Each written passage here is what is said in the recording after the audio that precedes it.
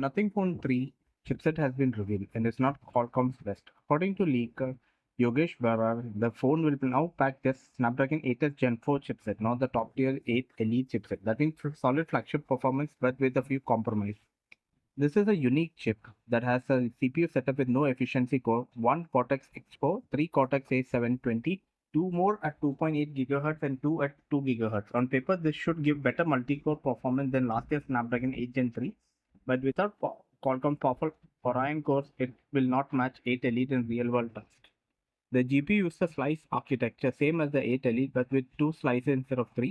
It brings some AI and imaging upgrades, including 44% faster NPU, support for 4K 30 low light video, real-time image segmentation, Bluetooth 6.0, Wi-Fi 7 expand, which uses Wi-Fi instead of Bluetooth for wireless audio.